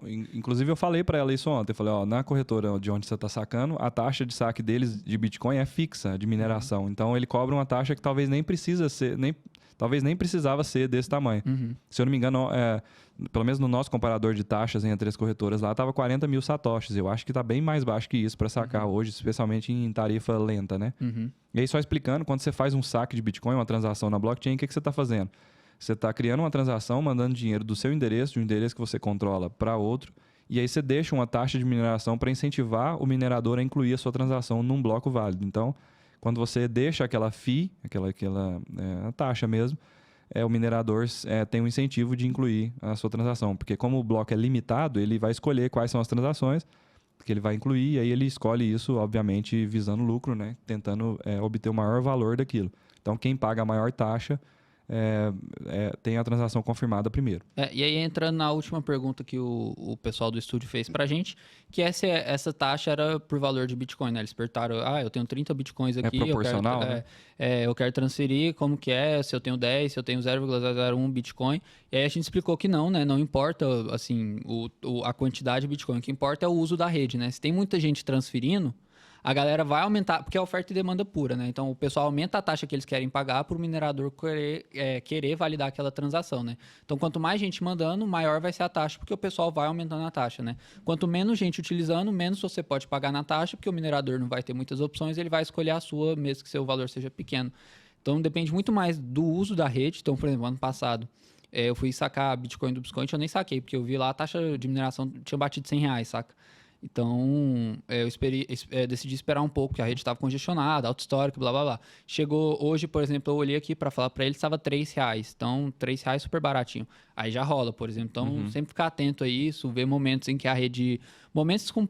eu não vou confirmar isso, mas na percepção que eu tenho dos anos, do tempo aí que eu estou acompanhando, momentos em que o preço do Bitcoin está mais baixo são muito bons para fazer saque de Bitcoin, porque a rede E de noite também, viu? De madrugada de também. noite, de madrugada e Todo domingo. dia diminui a... Então, domingo de madrugada com o Bitcoin caindo, você vai...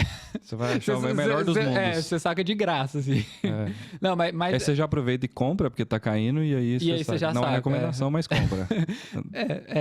Você já viu que todo disclaimer de não é recomendação, ele segue uma recomendação, né? Ele fala assim, eu compro Bitcoin, mas não é uma recomendação. Você viu o que eu dei no meu Instagram? Que alguém perguntou assim, tá na hora de comprar Bitcoin? Aí eu falei assim...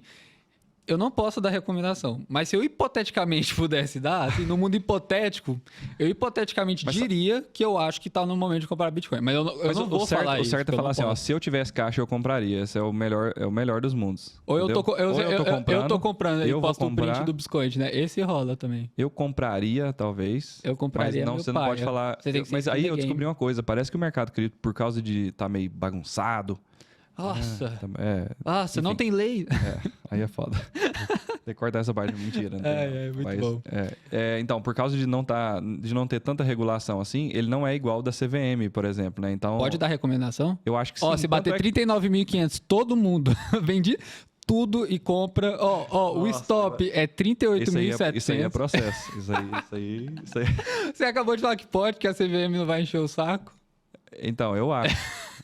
Assim, agora você fala. Agora você fala. Tá, deixa eu te, quem falou isso foi o Edson, isso é uma recomendação. Se eu for processado, pelo menos eu não ferro o Bitcoin junto, né? Foi o Edson, tá? Pessoa física minha. Mas é uma recomendação. Você não, eu tô brincando, gente. Assim, eu falei números aleatórios, eu não sei de nada, só tô comprando. Você pode falar assim, não, eu falei pro meu alter ego, sei lá, eu falei pra mim mesmo. São as vozes da minha cabeça que pensei em voz alta, tá? Tô lembrando das minhas operações. Não, mas eu entendo isso também, tipo, esse negócio de... porque assim, a pessoa tem que ser delicado, responsável. Tem que ser muito responsável, é isso. Assim, por exemplo... Eu não quero esse peso também, Você me perguntou assim, como é que shorta SP500? Eu podia ter só mandado pra você assim, SPXS. Só que se você tivesse comprado e tivesse perdido 30% do seu stash lá, você ia me culpar? Não, a decisão foi sua, você faz o que você quiser. Não, é óbvio que eu ia te culpar. E agora, por exemplo, você vai... No momento irracional, eu ia te culpar, entendeu? Então, isso que é ruim. Negócio, né? A pessoa tem que ser responsável pelo que ela faz. É o que eu tava falando, às vezes, tipo, nem dá tipo, a CVM. Eu não acho que a CVM vai atrás do Edson, que tem, tipo, pouco seguidor no Instagram, encher o saco dele. Mas eu não quero a responsabilidade nas minhas costas de saber que eu dei uma call errada para alguém, né? A não ser que eu tivesse muita firmeza nisso. Então, por exemplo, é porque não existe firmeza, entendeu? Não, existe. Sabe por quê? Porque eu sempre falo, se for com pensamento de longo prazo, pode comprar. Entendi. Porque pronto, aí nisso eu tenho firmeza. Aí nisso eu me garanto. Porque no longo prazo, é igual a gente tá falando. No longo prazo, véio, é no-brainer, entendeu? Então aí eu tenho firmeza. Agora, se eu falar assim, compra 39.500. Eu não sei se a pessoa que tá ouvindo quer vender semana que vem, porque ela vai casar, ano que vem, porque ela quer comprar um carro, ou se ela não aguenta, se cair 50%, ela vai vender levando prejuízo. Isso eu não sei. Mas eu deixo o disclaimer. No longo prazo, compra. Aí beleza. Aí eu acho que não tem problema. Tem uma frase muito massa também, que é assim, se você não for... Michael Saylor no Twitter, né? O homem, né? O papa do Bitcoin. Tipo, se você não for segurar por 10 anos, não segure nem por 10 segundos, porque senão você vai sofrer com isso. Dói. Mas a gente tava falando de taxa de saque, acho que acho que você descreveu tudo mesmo. Eu tinha algum ponto para falar. É o seguinte, se você for transferir R$100 em bitcoins, né, 100 mil satoshis, por exemplo, ou então 1 centavo de bitcoin, ou então 1 bitcoin, ou 10 bitcoins, ou 1000 bitcoins, não faz diferença, assim. É aquela questão de oferta e demanda na rede. A transação, o tamanho da transação acaba sendo mais ou menos o mesmo, e aí a taxa de mineração é simplesmente para o minerador incluir sua transação num bloco. Então, diversas vezes você acompanha... Tem um perfil no Twitter que é muito interessante, que é o Whale Alert, que é o alerta de baleia, mais ou menos assim. E eles chamam de baleia quem tem mais de 1000 bitcoins, né? As carteiras têm mais de 1000 bitcoins, ou mais de 100, alguma coisa assim. Acho que até mais de 100 eles já colocam no alerta deles lá. Não sei se a nomenclatura é para acima de 1000. Mas o ponto é que eles mostram essas transações e às vezes você vê assim, ó, transação X, alguém moveu 20 bilhões de dólares pagando $1 de taxa. Então, é a mágica que o Bitcoin faz, né? Eu acho que a maior mágica, e aí a gente entra aqui na blockchain do Bitcoin, é a transparência dela, né? Você não consegue fazer isso no mercado de ações, por exemplo, porque a B3 não coloca a lista de pessoas que venderam e compraram no final do dia para você poder ir lá olhar. Então, por exemplo, fala um fundo grande aí, qualquer coisa. Fundo de quê? Assim? De ação, um fundo grande de investimento de ações. Nossa, aí é foda, hein? Eu tô com um na cabeça, mas não lembro. É verde, green. Sabe aquele fundo verde? É o fundo verde. Não faço o fundo ideia. verde. É os maiores fundos de ação do Brasil. Fundo verde, com certeza que esse é o nome. É alguma coisa verde. Vamos supor que o fundo verde, o fundo X, que tem 1 bilhão investido em ações, os caras decidem vender a posição deles inteira numa empresa, né? Aí, por causa da B3, eles vão ser obrigados a falar, blá, blá, blá, mas isso pode ser depois, né? aham. Depois. No Bitcoin, no momento que o cara faz isso, já tem um registro na blockchain, já apita no seu Twitter, Tem um monte de robô. onde você acompanha. Tem um né? monte de robô que rastreia as grandes transações, né? Então você fica sabendo na hora. Exatamente, aí você consegue fazer uma análise melhor das coisas. Porque, por exemplo, se eu vejo, se um cara que nem o Michael Saylor, que é o maior defensor do Bitcoin, que defende Bitcoin pro longo prazo, acha que o mundo vai ser o padrão Bitcoin e tal, um cara que eu respeito muito, gosto muito. O dia que se algum dia ele vender Bitcoin, Mas você eu não fico preocupado, Mas sabe? Entendeu? se o cara quiser, ele não revela os endereços dele. Então você não sabe que foi ele que vendeu, né? Ah, mas você vai ver que foi um cara que vendeu. Eu não vou saber que foi ele especificamente, né? Mas tipo um cara que vendeu muito, né? Mas o ponto é o seguinte: hoje em dia você já consegue ver lá, e aí eu acho que era isso que era o ponto que você ia trazer, eu tô te atravessando, mas é assim. Pra que serve o Whale Alert lá, né? As pessoas acompanham o robô vendo as transações grandes, igual você falou, por causa da transparência da blockchain do Bitcoin. Você consegue ver qual foi aquela transação. Então, tipo assim, qual que é a tendência de especulação do mercado? É assim, o cara tá lá dentro da corretora com os bitcoins dele pronto para negociar, ou comprar ou vender. Aí ele vê uma transferência de 10 mil bitcoins que foram depositados na corretora X, porque alguns endereços acabam sendo públicos, até divulgados pelas corretoras para o pessoal saber sobre volume, até elas validam, é uma questão até de marketing, assim, de certa forma. Então, você sabe lá que foi depositado na corretora X 10 mil bitcoins. O que você imagina? Se alguém está transferindo bitcoin para uma corretora, você imagina que essa pessoa vai vender esses bitcoins lá. Então, aí, normalmente, os especuladores fazem a conta e falam, nossa, 10 mil bitcoins vai derrubar o preço em tantos por cento. Então, eu já vou vender agora porque eu vou comprar mais bitcoins lá embaixo, ou então eu quero realizar a minha posição que eu estou agora. Então, é interessante por conta disso. Ao passo que, se você vê lá, 100 milhões de dólares foram mintados lá na empresa Tether e foram transferidos para alguma corretora. Você imagina que alguém transferiu o dinheiro para a empresa Tether, transformou em criptodólares, o USDT, uma moeda estável, pegou essas moedas e depositou na corretora para comprar alguma cripto, né? Então, Exatamente. é interessante, assim, analisar. E você consegue ver, por exemplo, onde estão os bitcoins em carteira e os bitcoins corretora, né? Igual você falou, a gente estava vendo isso. Como as corretoras, a maioria tem endereços públicos, você consegue ver mais ou menos, acho que era 3% que a gente tinha visto, 4%, alguma coisa assim, né? Do quê? De bitcoins em corretoras. É, tipo isso. Tipo, 3% de todos os bitcoins estão nas corretoras, né? O resto está em algum lugar, armazenado, perdido.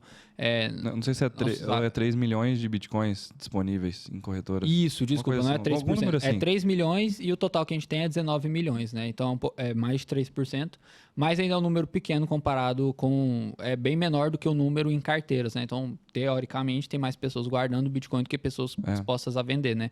Isso é uma análise que é possível só no Bitcoin e em outras criptomoedas, né? No mercado tradicional, Você não tem só uma fica carteira sabendo de depois, ações, né? exatamente. Então, no Bitcoin você consegue, a análise on-chain da Glassnode lá, por exemplo, tem uma pessoa que fala muito disso, que é a Nanda Guardian, que é nossa amiga, ela posta bastante conteúdo disso, ela faz análise on-chain, né? Análise da blockchain, que são dados transparentes, e ela vê em tempo real lá e publica no Instagram dela falando assim, o fluxo, o Bitcoin caiu 50% desde a alta histórica, mas de lá para cá as baleias têm acumulado mais. Então, os endereços que têm mais de 1.000 Bitcoins estão acumulando mais Bitcoins dentro dessas carteiras. E tal. Então, é interessante isso. A transparência da blockchain, né? muito massa. Você falou agorinha a respeito de o Bitcoin ser como se fosse dinheiro, como se fosse Pix. E aí eu achei interessante porque eu tinha notado uma outra coisa para falar sobre câmbio. E assim, é diferente demais. Depois que você entra na toca do coelho, você toma a pílula laranjada e descobre o Bitcoin, é diferente demais. Que aí Sim. eu fico pensando como é que era antes de existir o Bitcoin, sabe? Tipo, para fazer câmbio. Na verdade, eu fico imaginando e até alguns meses atrás eu fui fazer uma transação de receber dinheiro de fora. Alô, Receita Federal. Aí é foda. Tem que cortar essa parte, não tô brincando. Tipo assim, coisa pequena, sei lá, $200. Enfim. Troco. Aí Mas enfim, aí eu fui tentar fazer isso por banco, velho. Aí eu deixei uns 20%, 25%, demorou um mês. Um negócio assim absurdo, saca? Ridículo. E você perde no spread entre o preço de compra e venda, você perde na cotação, você perde no câmbio, né? Que é exatamente isso. E você ainda tem taxa, velho. No IOF, acho que tem IOF também pra receber, né? Não sei. Mas, assim, é triste. E burocrático, é triste e burocrático. O que aconteceu uma semana atrás? Tipo, meu padrasto tá nos Estados Unidos e aí ele falou assim, eu bloqueei meu cartão aqui por causa de senha, eu preciso de dinheiro aqui, transfere pro meu filho que tá aqui. E aí minha mãe me ligou e falou, eu preciso transferir dinheiro pra ele, o que eu faço? Eu falei assim, se o filho dele tiver uma conta em corretora lá, por exemplo, vamos supor que ele tenha conta num Biscoint lá nos Estados Unidos. Fica a dica aí daqui uns anos. Inclusive a gente já Como tá... que é Biscoint em inglês? Será Biscoint? O Biscoint era pra se chamar Biscount, né? Por causa de desconto. Aí, ó, já ou tem a marca Bitcount, lá. alguma coisa assim. Não, mas tem que ser, Ou tem que ser a mesma marca. Discount mesmo. Tem que ser a mesma marca. Era Discount. Alguma coisa Nossa, assim. ainda bem que não foi pra frente. Em Biscoint é muito mais legal. É bem mais legal. Tá, então ele tem a conta lá no Biscount, e aí? Se ele tivesse uma conta lá, o que a gente faria? Ela entrava no Biscoint, comprava Bitcoin, transferia pra ele, na verdade... Pagando R$3. Tipo isso. E aí, a hora que chegasse a transação lá, ele na corretora dele, ele vendia e transformava em dólares e sacava para a conta dele. Eu nem sei se existe um sistema tipo Pix lá nos Estados Unidos, mas eu imagino que já seja um pouco mais avançado. Apesar do Brasil ser o melhor lugar do mundo de infraestrutura de Eu já ouvi financeira. falar que lá é mais complicado que o Pix. Assim, o Pix realmente virou exemplo. Assim, mas Mas eu deve ser já uma ouvi coisa falar aqui no mesmo Twitter, dia, não é porque possível, ele alguém deve mandou. conseguir. Então, tipo assim, acho que lá deve ter TED. então a ideia era, ela deposita o dinheiro aqui, compra e transfere e tal. Dá para ela fazer isso comprando diretamente de um P2P. Por exemplo, eu mesmo poderia vender uma parte para ela e ela transferia isso. Ou ainda, e mais a fundo ainda, você compra uma stablecoin, porque aí você nem tem porque nesse período, esses 10 minutos, pode variar muito o preço do Bitcoin, né? Então, na hora que ela transferir para lá, podia perder, sei lá, 15, 10, 20, 30%. Obviamente não aconteceu isso no dia, mas ela poderia comprar, se ela quisesse proteger disso, uma stablecoin, né? Comprava o USDT em alguma corretora aqui no Brasil, transferia para lá e lá ele convertia os criptodólares em dólares de verdade e sacava, por exemplo. Então, criptomoedas, assim, é revolucionário. Bitcoin, que é o pioneiro, é muito diferente, assim. Depois que tem isso, você vê o sistema burocrático antigo é muito atrasado, sabe? Comparando com cripto. Então, eu queria compartilhar isso. Para fazer câmbio, criptomoedas é totalmente diferente. Porque você não precisa falar para ninguém que você vai fazer, você só transfere, você paga uma taxa super baixa, você não tem spread, porque o mercado já está super eficiente. A gente falou sobre arbitradores e tal. Então, você tem cotação boa, sem spread, sem taxa de câmbio, sabe? Você ia pagar R$3. E na hora, em 10 minutos. Só lembrando que é bom sempre pensar em utilizar a criptomoeda certa, né? Porque se você for fazer isso com o Ethereum... Não rola, né? Você fala por causa das taxas? O cara que vai fazer uma transação de Ethereum, ele paga... Agora o povo do Ethereum vai vir nos comentários, duvido. Não, eu curto Ethereum, eu acho massa, mas eu acho que não rola pra esse tipo de coisa. Tipo assim, eu fui sacar Ethereum do Bitcoin esses dias, que eu fui... Eu te contei essa história? Não. Era o seguinte, eu fui comprar minha primeira NFT. Ótimo. Esse vai ser o quadro agora aqui, eu vou discursar 10 minutos sobre NFTs, então eu tô brincando. Mas vou contar a história porque eu acho que é legal. Fui comprar minha primeira NFT, era NFT de uma coleção aí que eu não vou falar, pra não parecer que eu tô indicando nada. Bored Ape. Eu fui comprar um macaco lá pra mim e tal. E aí, essa é muito boa. O horário do Mint, então o horário pra você fazer a compra começava a partir da meia-noite. Eu tava com medo de muita gente comprar e acabar de eu não conseguir comprar a tempo. O que não aconteceu, eu consegui comprar e tal. Mas deu 11, eu tava meio indeciso se ia comprar ou não e tal. Será que vale a pena? Eu tava meio nervoso, era a minha primeira vez e tal. Nossa, isso ficou meio... Foi mal. Pronto, esse vai ser o recorde Esse do começo do episódio. Tá bom. Eu tava nervoso, era a minha primeira vez e tal, beleza. Aí eu fui no Biscoint, comprei Ethereum. Comprei, acho que 0,16 Ethereum, alguma coisa assim e tal. E fui sacar do Biscoint, então, pra minha MetaMask. Sou rica! Sou rica. Fui sacar do Biscoint pra minha MetaMask. Nisso daí eu paguei 70 e poucos reais de taxa. Então, fui sacar quase R$2.000, paguei R$70 de taxa. Beleza, chegou na minha MetaMask. Tinha que mintar a NFT no site, né? Isso eu fiz em 10 minutos, porque eu fui decidir comprar 11h50, tinha até meia-noite, né? O bom é que o Ethereum é bem rápido, então 26 segundos é o tempo de um bloco, né? Então, poucos segundos ali o dinheiro já tinha caído certinho. Mintei a NFT, paguei mais uns $70 de taxa, eu acho, pra fazer o mint. Agora é dólares, então foi R$75, agora foi $70. Nossa. Mintei a NFT, comprei, beleza. A NFT subiu, começou a subir um pouco o preço, eu fiquei meio nervoso. Inclusive, fiquei de madrugada conversando com o João Cubas. Aí a gente, sabendo o que a gente ia fazer, decidindo e tal. Ele me ajudando bastante, um cara super experiente que um dia vai vir aqui conversar com a gente. E ele falou: não, então bora vender e tal. Decidi me vender e tal. Aumentou um pouco o preço, fui vender. Aí eu coloquei a ordem de venda no OpenSea, já paguei mais uma taxa, que era para a taxa de primeira venda no OpenSea, que acho que foi mais $70. E aí, se eu quisesse aumentar o preço, tipo, eu coloquei R$80, se eu quisesse aumentar para R$90, tinha que pagar mais taxa, ainda bem que eu não aumentei. Aí, quando eu finalmente vendi, paguei mais uma taxa, né, que é a taxa de venda, e aí voltou o dinheiro para minha MetaMask com uns, tipo, deve ter dado uns 200, quase $200 a menos do que eu teria se não tivesse restante de taxa. Então, assim, o Ethereum não é recomendado para você fazer transações rápidas e baratas e dia a dia e mandar dinheiro para outro lugar. Ele é recomendado para fazer as coisas que ele faz. Se você tem Ethereum e você precisa usar Ethereum, use Ethereum. Se você pode usar outra moeda, use outra moeda. Pois é, não dava assim. para você fazer isso tudo através de Matic, por exemplo? Não dá porque a coleção ia ser mintada na rede do Ethereum. Se a coleção fosse mintada na rede da Polygon, dava. Seria mais barato um pouco, né? Bem mais? Não, a taxa de Matic é $0,009. É bem menos de $0,01 assim. Só que a questão é, a rede é mais centralizada, as coleções lá não tendem a se valorizar tanto por causa disso. Tipo assim, não é uma rede tão confiável. Eu já falei um pouco sobre Matic, por que eu acho que ela um dia vai morrer e tal. Então, inclusive, fica a dica aí, ó. Quem não me segue no Instagram, às vezes eu solto umas polêmicas lá. Edson José MF. É porque no Biscoint eu não posso falar algumas coisas. Eu não posso chegar e falar assim, eu acho que essa moeda vai morrer, né? Tipo assim, porque o Biscoint ele não tem uma identidade, né? Em resumo, por que Matic vai morrer? Porque ela foi feita para corrigir problemas do Ethereum, que o Ethereum já está ciente e já está corrigindo. Então, uma vez que ele corrige, não tem por que ela existir mais. Foi basicamente assim, né? E aí, depois disso, eu entrei mais na toca do coelho. Falei, o Ethereum está corrigindo problemas que o Bitcoin tem e que ele sabe que existe. Uma vez que ele resolveu, o Ethereum não vai existir mais, vai sobrar só o Bitcoin. Eu fui fundo no País das Maravilhas. Mas... Então, eu acho que é isso. Essa foi a minha primeira experiência com NFTs e a rede Ethereum é muito cara. Mas eu gosto bastante. Eu tava procurando aqui, eu não vou conseguir achar o tweet mesmo, porque eu queria ver o comentário da resposta, que é sobre isso que você tá falando. Uhum. Que é assim, na Bitcoin Magazine, eles comentaram assim, ó. Alguém acabou de mover 15 mil bitcoins que valem 900, com um valor aproximado de $900 milhões por uma taxa de transação de 86 centavos de dólar. A mágica do Bitcoin. Aí alguém veio no comentário e colocou, alguém acabou de mover $10 em Ethereum, pagando uma taxa de 900 Ethereum.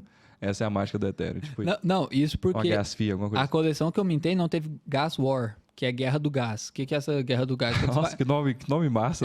Lindo, né? Mas quando você vai mintar uma coleção muito... É tipo quando você vai dormir na casa, os 6 amigos vai dormir na mesma casa e aí de noite, na hora de dormir, você fica com a guerra de gases, não? Não, velho, não. Ah, que isso? Não, isso foi horrível. Olha, como assim?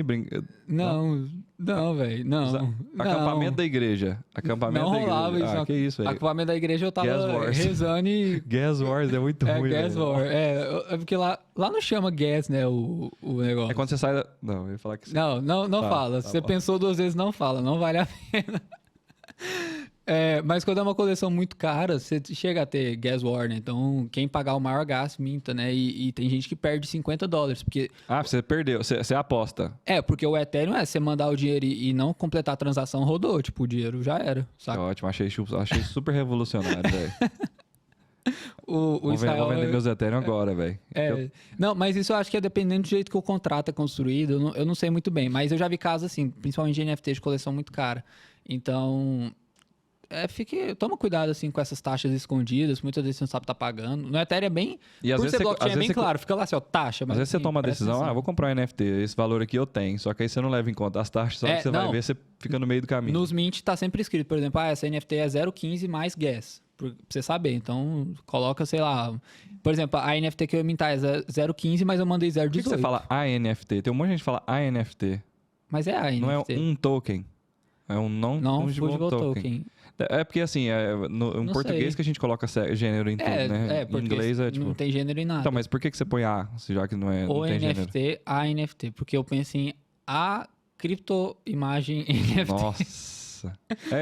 Pode ser a imagem... Um monte de gente fala isso aí. Porque pode ser, tipo, NFT, a imagem NFT, a arte NFT. Porque não é a token, é o token. É o token. Em português. É. Então, enfim. Tá, mas como esse não é um podcast de gramática, vamos voltar Vamos fazer mais perguntas, que eu já viajei demais aqui, já falei muita coisa. Viajou mesmo, tô brincando. Beleza. Ainda bem que sou só eu que viajo, você controla bem aí, né? E não me deixe longe. Mas aí, já deu 1h30, não deu não? Deu quanto tempo aí? Quanto tempo? 1h08. 1h08, velho. Nossa, ainda tá só começando agora que vai ficar massa. Não, vamos responder mais. Escolhe uma, eu escolho uma. Então Pode ser? Então, vai beleza. ser primeiro aí, porque eu tô... Não, mas aí a gente não pode ficar sem conversar, que o povo vai parar A gente falou de sobre prestar atenção. câmbio, foi interessante. Deixa eu ver uma. Eu tenho uma aqui, eu vou respondendo enquanto você procura e depois a gente vê outra. Então bora. Alguém falou, adiciona mais moedas na Biscoint, por favor. Isso tá na mesa dos manda-chuvas lá. Tem uma decisão de negócio e tem uma decisão de tecnologia a ser tomada. Na verdade, tem alguma coisa sendo desenvolvida sobre isso. A gente não pode dar muito spoiler sobre isso, mas a gente tá de olho sim. E no Biscoint vai ser da seguinte forma. A gente vai fazer curadoria de todos os projetos que vão ser inclusos e a gente não vai fazer recomendação disso. De certa forma, a gente estava comentando agora há pouco sobre recomendação ou não recomendação. A gente sugere Bitcoin, assim, a gente mostra as características. Se a pessoa falar que quer investir, a gente fala para ela que Bitcoin é o melhor para ela entrar no mundo das criptomoedas. Ainda fala para alocar ou 100% em Bitcoin ou 80-20 e tal. Então, as outras a gente não vai fazer recomendação, porque é muito complexo você pegar vários projetos e tal. Mas enfim, provavelmente vai ter isso. Explicando um pouco como funciona o nosso Instagram, que acho que é a nossa principal rede de comunicação com os Biscointers, como funciona o podcast. A gente não quer que o Biscoint tenha uma voz, porque o Biscoint, teoricamente, ele não toma decisões, né? Não existe Biscoint. Então, você tem pessoas que trabalham no Biscoint, pessoas que são donas, CEO do Biscoint. A plataforma não fala nada. Ela não tá lá para você tomar sua decisão e usar ela. O pessoal pergunta, tá na hora de comprar, vocês estão comprando Bitcoin e tal. Eu falo, é muito difícil responder isso nas caixinhas do Biscoint. O Edson responde, o Israel responde. Eu falo por mim, o Israel fala por ele. Talvez a gente tenha mais alguém para falar por essa pessoa, que a gente pode trazer convidados que falem por eles, né? Então aqui no Instagram a gente tenta trabalhar dessa forma. Eu falei aqui no Instagram porque isso vai virar um Reel, certeza. Aqui no Instagram que você tá vendo agora... Você acabou de cortar o Reels no meio. Você que cortou agora, porque vai ter que voltar a imagem, entendeu? Vou ter que ficar 1000 anos lá no CapCut, mas de qualquer forma. Aqui no Instagram a gente tenta trabalhar assim, então... Quando eu falo, o Israel fala, a gente tenta deixar claro que essa é a nossa opinião, que a gente não representa o Biscoint por o Biscoint não ter uma opinião. Então, quando a gente for listar, por exemplo, Matic, eu falei que eu acho que Matic vai morrer e tal, mas eu acho que ela tem usos interessantes. Eu já usei Matic, lá no meu perfil eu falei sobre isso, falei, eu acho que vai morrer, mas acho que talvez demore. Por enquanto você pode usar ela para isso. Então, isso é um exemplo, assim, que essa é a minha opinião. Pode ser que o Israel fale, não, eu acho que Matic não serve para nada. Pode ser que outra pessoa fale, não, eu gosto de Matic, tô comprado e vou continuar comprando. Então a gente quer trazer mais vozes. E a voz o que a gente falou, também, assim, né? Independente da pessoa escutar de nós, de mim, ou de você, ou de outro especialista que a gente trouxer aqui, a pessoa tem que ter responsabilidade, é fazer a pesquisa própria dela em outros lugares, ter outras fontes de informações e ela tomar a decisão dela e ter responsabilidade sobre isso, né? Sim, com certeza. Tem uma pergunta aqui que é qual a chance do Brasil aceitar o Bitcoin como moeda? Hoje eu vi uma notícia, não sei se foi você que me mandou, mas um país falou assim, acho que o México, o Jonas acabou de mandar pra gente assim, o México acabou de soltar uma nota falando assim, o governo do México, né? Aqui a gente pode adotar o Bitcoin como moeda, mas só depois a gente criar a nossa CBDC aqui, né? Que é Central Bank Digital Currency.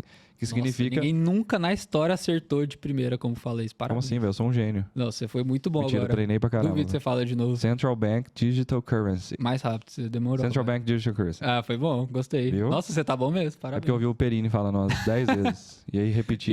Ouvi na voz dele, eu pus de noite pra dormir. Entendi. Nossa, aí esse vai virar um recorde. Parabéns. Pode ser esse o começo do episódio, inclusive. Mas enfim, eu coloco a voz do Perini pra dormir e aí escutei isso. CBDC é a moeda digital de bancos centrais, né? O que os caras viram? Tipo, como assim?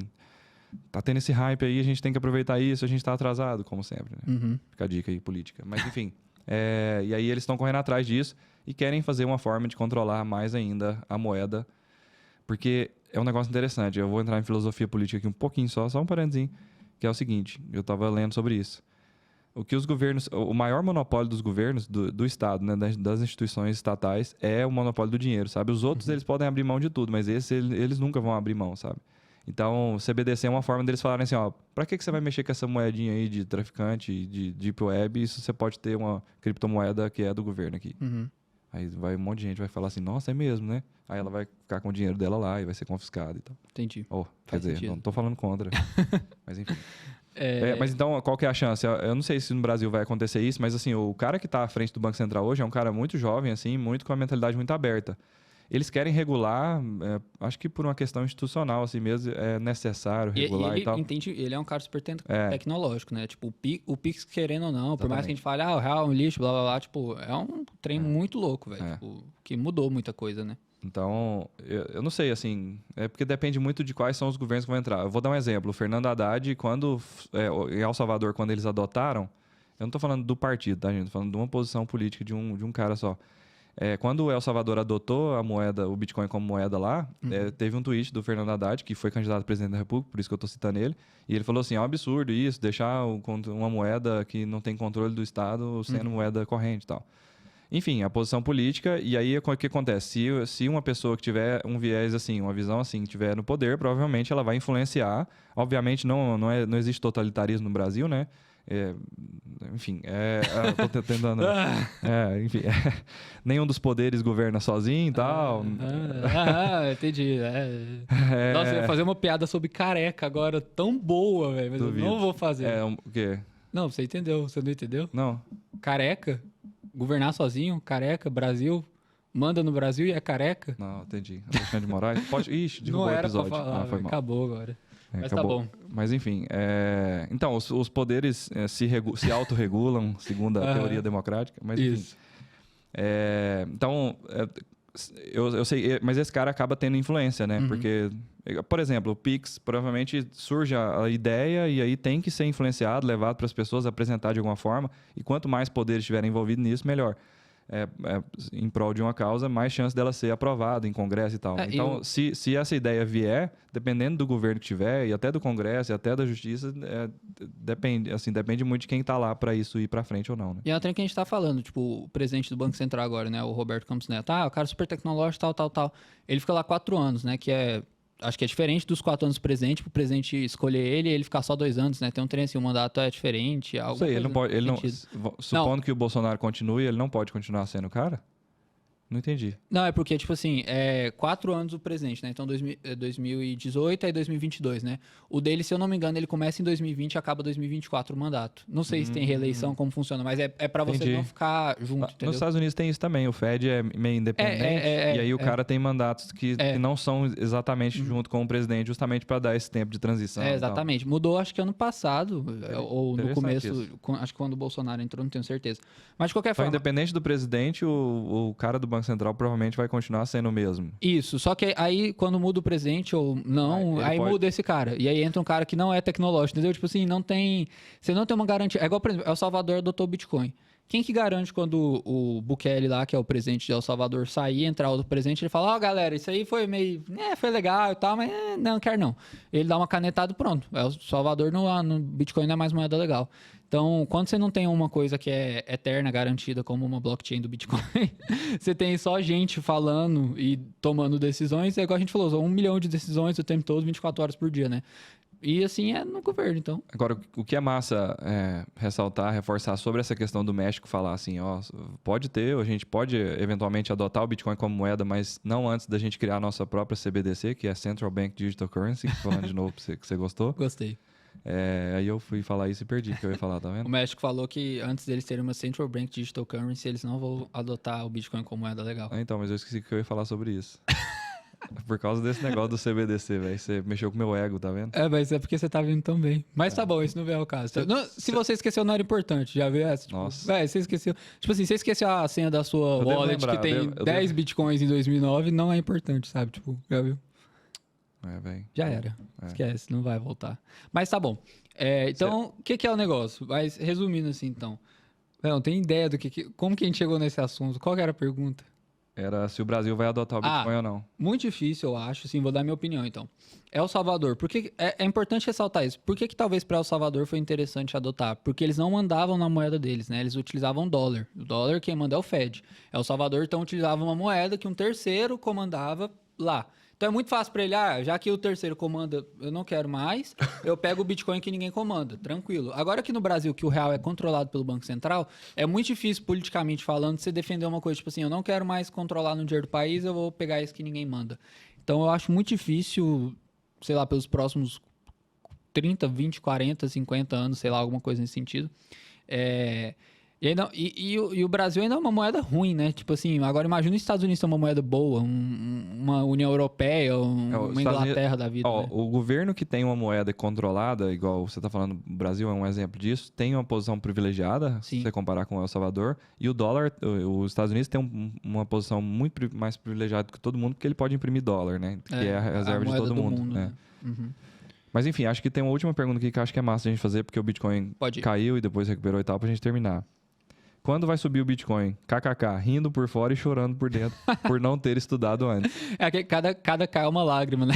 Exatamente. A gente falou no primeiro episódio piloto aqui sobre por que que o Bitcoin estava caindo e depois a gente fez os primeiros passos. E lá a gente falou algumas coisas, mas isso aqui que ela falou é chave. Ela mesma falou, eu queria ter estudado antes. E é interessante essa posição de rir, não por deboche e tal, mas de falar assim, ela tem consciência do que ela estava fazendo. Mesmo que de forma meio inconsciente, ela sabia assim, ó, porque que ela estava falando assim, eu queria ter estudado mais. Provavelmente ela não realizou o lucro, por isso que ela está falando que dia que vai subir de novo e tal. Isso é importante, ela não realizou o prejuízo, né? Então, assim, o que a gente está sempre falando aqui? Que o horizonte do Bitcoin tem que ser pensado em 5 anos, que é acima do que um ciclo de halving, Eu por acho exemplo. que 5 anos, tipo, no mínimo 5 anos. Né? Coloca um dinheiro que você não vai precisar dentro de 5 anos. Ou seja, dentro aquilo que a gente falou de 80-20 e tal, você tem que ter essa reserva de emergência, tem que ter o orçamento em dia, um monte de coisa. Depois você separa um dinheiro para renda variável e lá dentro você separa uma parte para cripto. E aí eu espero que isso seja tipo R$50 por mês, pelo menos, porque aí todo mês você compra R$50, ao final do ano você vai ter acumulado R$600 em compras de Bitcoin. E você pode aproveitar momentos como esse, por exemplo, né, da alta histórica para cá, uma queda de 50%, a pessoa estaria comprando o dobro de Bitcoin com a mesma quantidade. Então, ao longo do tempo, o preço médio dela acaba ficando bom, assim, né? Até eu estava vendo o Bruno Perini fazendo um vídeo sobre o múltiplo de Mayer lá, que a gente falou sobre indicadores aqui. Existe uma tendência de alta do Bitcoin e o preço fica variando nessa tendência, mas ele tende a voltar para essa média de preço, né? Por isso que o Mayer Múltiplo ele trabalha em relação à média, Média móvel, né? de 200 dias, né? Então, qual que é o preço do Bitcoin? A média de 200 dias e o Bitcoin normalmente fica voltando para lá. Quando está muito distante, provavelmente ele tende a voltar para lá. Ou seja, se ele está muito alto, provavelmente é um momento de vender porque ele vai voltar para o preço médio. Quando ele está um valor abaixo de 1 lá, igual está 0,86 agora, provavelmente ele tende a voltar para a média. Então, poderia subir e tal. Então, assim, fazer compras ao longo do tempo, aportes periódicos, pensando em longo prazo, é o que a gente fala em todo episódio aqui, acho que é a melhor estratégia. E pensando em 5 anos, ela nem vai ver essa volatilidade quando chegar a hora certa. Vale falar que o próximo halving é 2024? 2024, né? Então, 2022, 2 anos, assim, né? Então, não tô cravando que o Bitcoin sobe em 2 anos, né? Assim, dando a certeza, mas... Ontem eu mandei essa nos meus stories lá. Você falou, certeza, não garantido. Falei, lógico, não, eu sempre deixo um... Entendi. Se você acertar, você é um gênio, se você errar, você falou, avisou. você falou, tinha um pessoal, asterisco lá. Entendi. Tá certo. Mas eu acho que você pode pensar aí. Então, E mesmo que não tiver o próximo disclaimer, você sempre pode falar assim, a responsabilidade era sua, você que tomou decisão, não entrei lá no Facen e comprei. mesmo, se eu posso Não, tô falar, brincando, o mas- Bitcoin vai subir tanto essa semana, a pessoa compra, ela toma a decisão. Eu só escrevi uma coisa no meu Instagram, né? Eu vou parar de ter responsabilidade. Tô gostando dessa conversa. Hoje você me ensinou que a CVM não manda em nada e eu posso falar o que eu quiser no mercado cripto. E agora você falou que a responsabilidade é sempre do usuário, eu posso falar o que eu quiser. Acho que eu vou ter tanta liberdade no Instagram do Bitcoin a partir de hoje. É tipo o policial que fala assim, eu só atiro, quem tira a vida é Deus. Mas, o vídeo foi derrubado 3 vezes já, mas beleza. 3 só que você parou de contar, né? Não, eu contei 3. Então beleza. Valeu demais. Eu acho Top. que... Obrigado também ao povo pessoal do estúdio aqui. Valeu pelas perguntas também. Éder, foi muito Thiago massa. e A Paula. Paula. Muito obrigado. Obrigado para quem mandou pergunta, todo mundo aí. A gente vai abrir uma caixinha de novo. Já tem uma aberta, manda as suas perguntas lá, a gente tenta responder pelo Instagram. E é isso. Acho que as perguntas não ficaram... Elas ficaram atemporais, então qualquer pessoa, em qualquer momento estiver ouvindo, acho que vai ter benefício de ouvir isso aqui. E bora fazer mais um desse, eu gostei muito. Vamos fazer uma vez por mês, pelo menos, Não né? tem A gente assim, tá tentando né? descobrir um nome para esse quadro aqui, gente. Deixa nos comentários aí. Se você tá ouvindo no Spotify, vai lá no Minha Instagram. ideia foi pode perguntar. Tipo, é boa, velho. Podcast, POD, pode... Minha ideia era usar uma ideia do Israel, que é muito boa, que era umas lives que eles faziam, que é o Você Está Com Dúvida. Você está com acento. dúvida, é uma bosta, Então, nota 2. Vocês estão com dúvida, a gente Mas o episódio é quarta, então... esse ia ser extra na sexta. Se a gente soltasse na quinta e falasse assim, perguntas de quinta. Tipo, de quinta categoria, sabe? Não, você não sabe. Aí você tá falando que a pergunta do nosso cliente é de então a quinta resposta categoria. de quinta, aí a resposta seria ruim também. Não, tá bom. Não rola, velho. A gente... Você está com dúvida, é massa. Fica aí meu voto. Tá bom. Então, beleza. Valeu demais. É nóis. Obrigado tchau. e até a próxima.